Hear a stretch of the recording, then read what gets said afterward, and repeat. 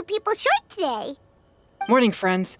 Singcho said he wants to take some time and focus on writing poems, so he'll join us later. Noelle has other duties today, so she asked me to tell everyone not to wait up for her. Oh, okay. Well, never mind. What about Kelly Roy, though? She said she'd be here.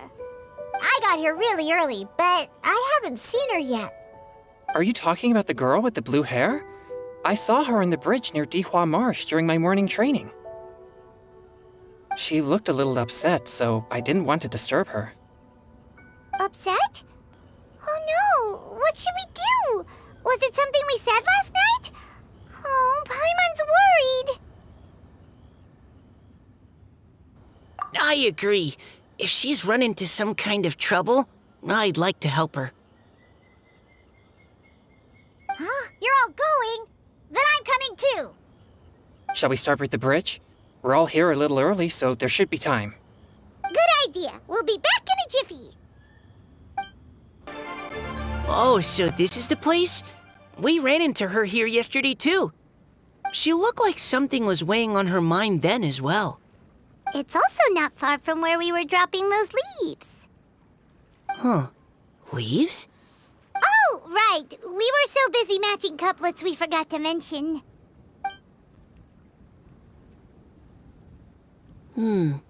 Interesting. I wonder, could Miss Callie Roy have been the one who wrote that poem on the leaf? What makes you say that? Oh, sorry. Nothing. Well, nothing concrete. Just a hunch, I guess. It's just, that poem on the leaf kinda gave me the same feeling as when I saw her yesterday. So much sadness. Now that you mention it, this is upstream from where we found the poem. Huh? Hey, look! Over there! Another leaf! Wow, you're right! And this one has writing on it too! After that leaf! Whew! We finally caught it. Are the words still legible, or have they been washed out? Looks like the ink's intact. Let Paimon take a look at what it says.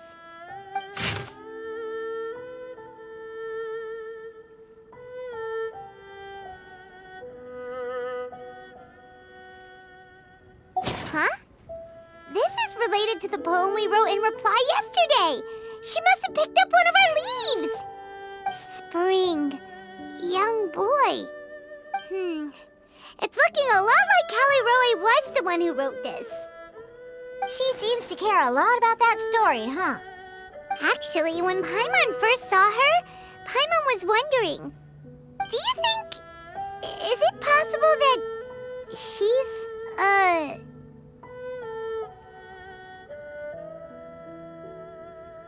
Based on the current and accounting for wind strength, everyone, please follow me. Ah! She's surrounded by hilly churls! Let's go save her!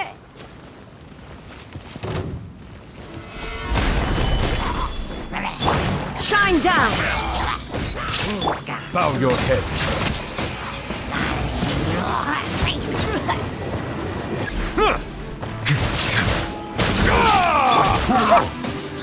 I see everything! Yeah.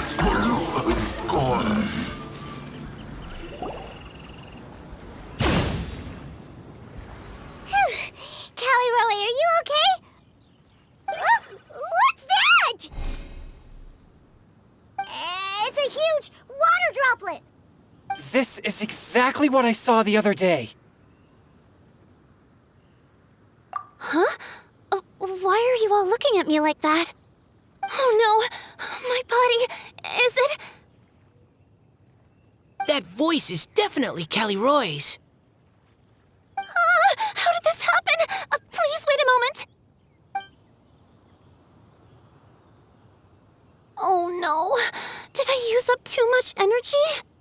How did you... What's going on here? Miss Callie Roy, are you some kind of adeptus? No. I'm so sorry for deceiving you all for so long. Actually, I'm an Oceanid. who flowed here from Fontaine long ago. What's an Oceanid?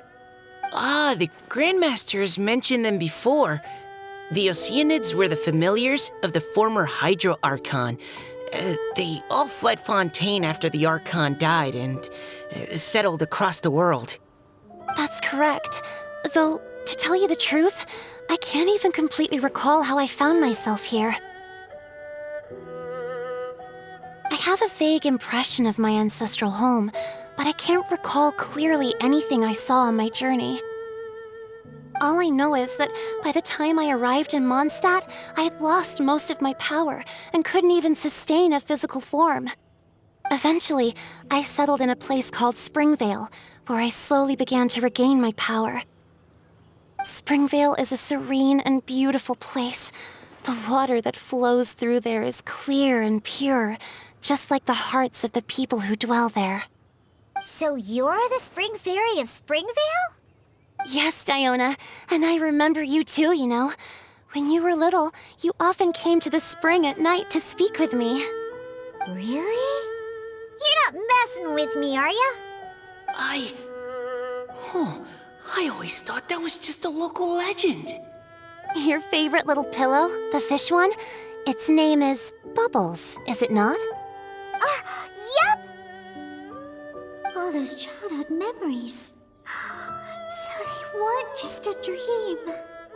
So, if this is true, then all those things written on the leaves... I see. So you were the ones who found my leaf. Well, you are correct. The Spring Fairy and Heart of Clear Springs is me. No wonder you were asking us so many questions about it. So, the boy from the story... Is Finch. I always loved listening to people's dreams, and still do to this day. Whether they're beautiful, sad, or filled with emotions I couldn't understand at the time. One night, a little boy came to the spring. The tears that fell from his face were more fragile than a moonbeam and purer than the morning dew. I like humans and wanted to understand them better.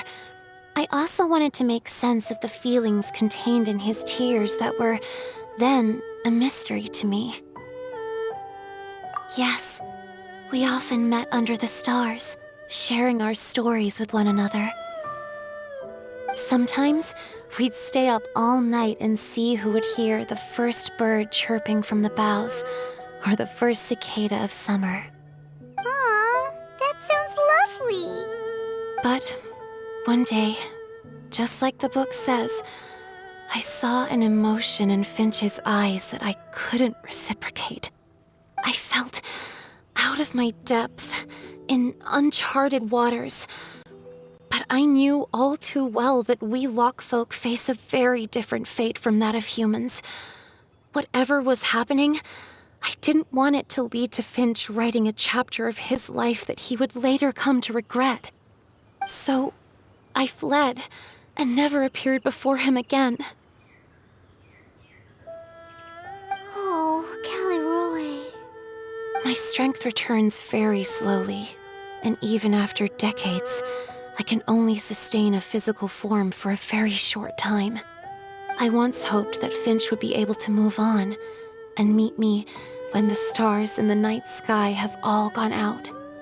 But after seeing so many people's stories and hearing about all their dreams, I have gradually come to understand Finch's heart. This feeling of wanting to respond to his feelings is surging relentlessly in my chest, and I can no longer restrain it. But I'm also scared. Scared that if I go and see him now, I'll bring nothing but disappointment, and even more pain when it comes time to part. Oh. It really is a difficult choice. Please go see him. Huh? I know Grandpa Finch, and he's a really kind person. When I was struggling to learn how to draw maps, he was always encouraging me, telling me not to give up, always keep trying and get out there and have some adventures. He often tells me stories about his past, but I've never once seen a look of regret or sadness in his face. And even though Grandpa Finch loves adventures, he still stands there by the spring every day, as if he's waiting for something. I believe that he's serious about his feelings for you, Miss Callie Roe.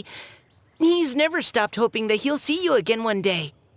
So if you want to see him too, then what are you waiting for?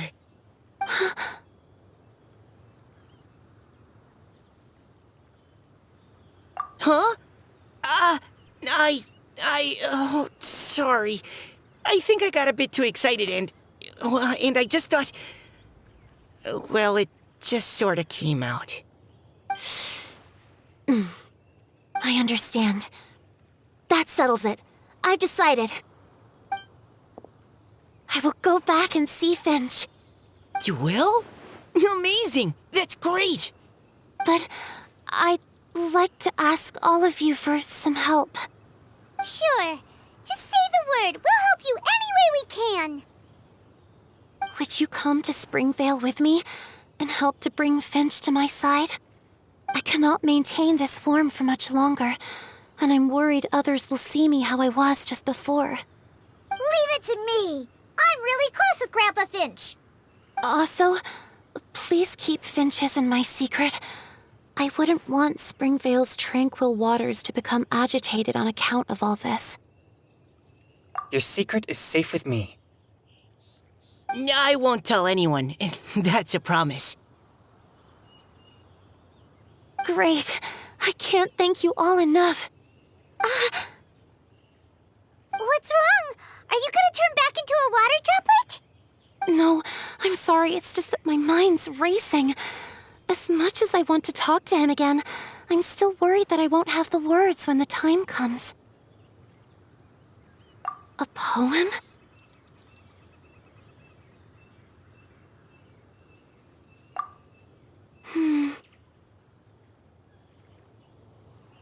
Okay, good idea.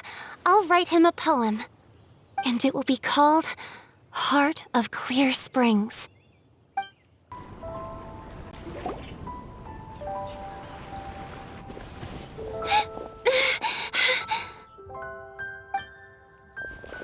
Are you okay?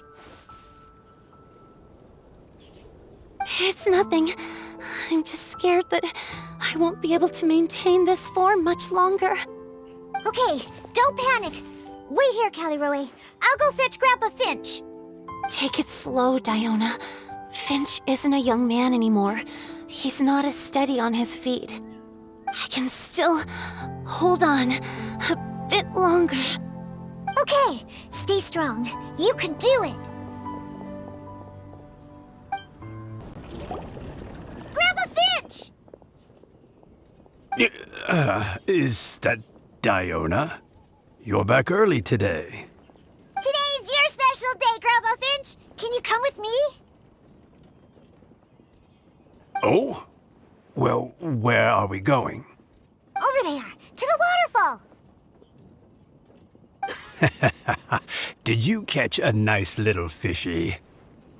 Just come with me already. This is extremely important. But I promised your father that I'd go to the... Grandpa Finch! All right, all right. No need to get worked up. I'm right behind you. That's more like it. Now come on, I'll help you.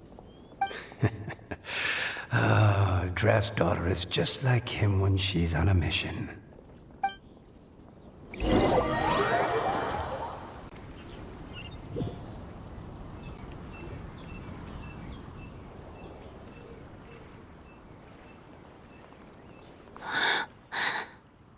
Over here! Over here! It's okay, Grandpa Finch. Take your time. Huh? What's all this? What are all these people doing here? Even Mika's here? How's work been going lately? And even some friends from abroad, if I'm not mistaken. You do know that today's not my birthday, don't you? Greetings, Mr. Finch. My name is Chong Yoon. We all met at the poetry gala, and, well, there's someone we'd like to introduce you to. Finch. That voice. Callie Rowe. I didn't think you'd still remember. Oh, I remember. I remember all right. How could I ever forget? Although your appearance is different than I recall. Back then, you looked like you'd stepped right out of a fairy tale. But I'm one to talk. Of course, a fairy from a fairy tale can change forms. But in your eyes, I'm probably the one who's changed beyond all recognition. Oh, even after all these years, you still know just what to say to make me laugh. I thought you were only able to appear in the dead of night. There have been times when I've wondered whether it really was all a dream. I'm sorry I kept you waiting for so long, Finch. Oh, it can't have been that long. It's been but the blink of an eye, really. Finch, would you like to hear a poem I wrote for you? A poem? You write poetry now? Well, of course. I'd be delighted to listen. I'll hang on every word that leaves your lips. In that case, let me read you a story about the Spring Fairy.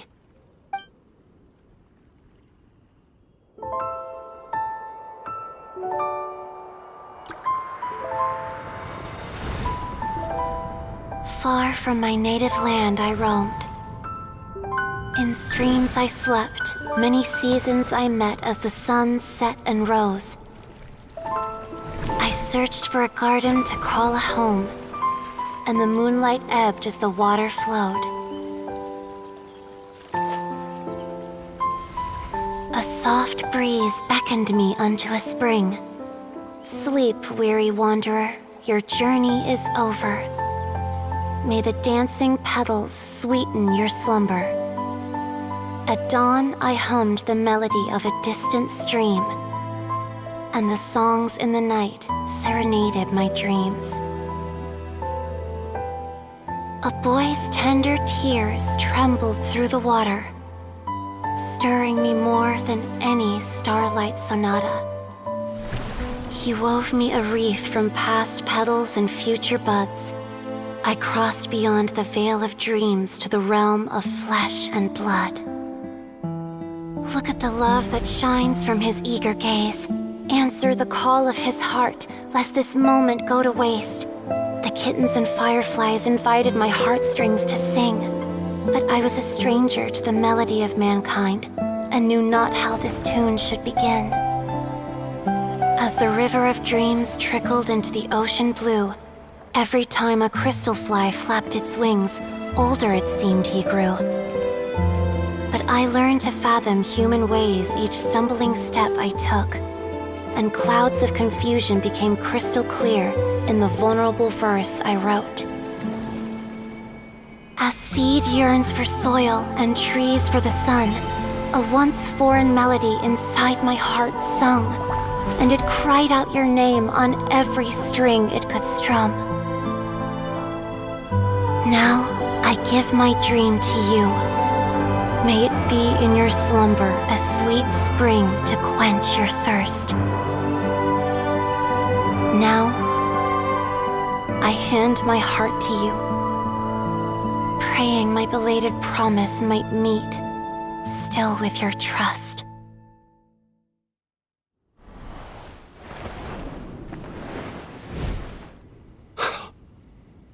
Yes.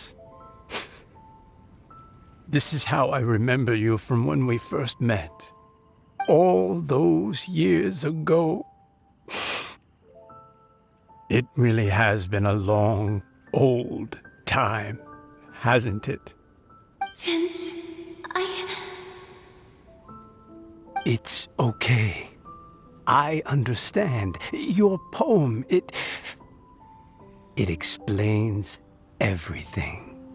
Thank you, Finch. Please, take this.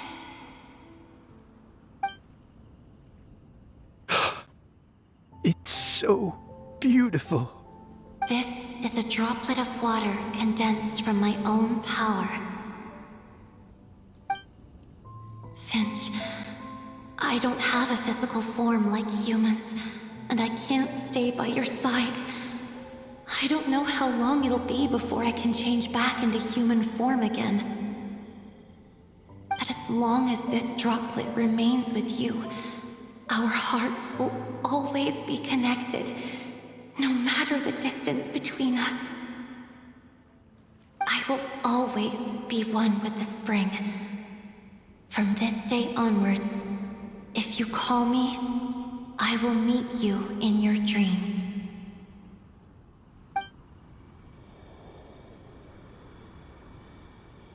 Oh, it's so romantic. You've really learned a lot, haven't you? And you don't even mind that the kids are watching. Does it bother you?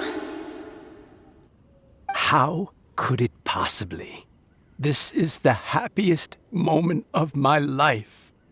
I just worry that once I go to sleep, I won't ever want to wake up again.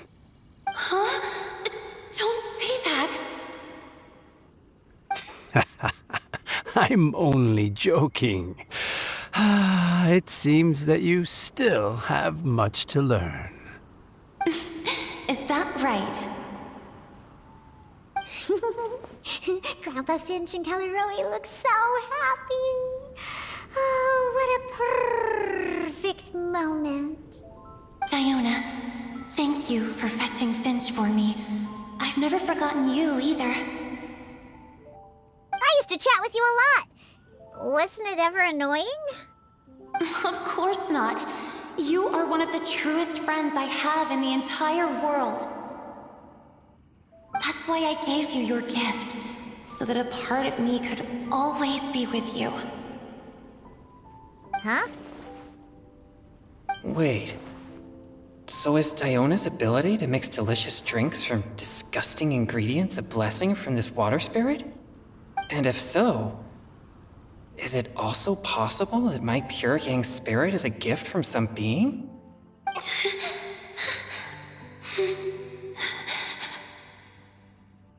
My physical form is about to disappear. Finch, Yes? I've never regretted meeting you or deciding to talk to you that night. Not once. All these long years. Not for a single moment. It probably goes without saying, but neither have I. Although, it was different from in the stories. That fateful night, I never gave you that kiss. This gift that represents my promise and my love, I give it to you now. Huh?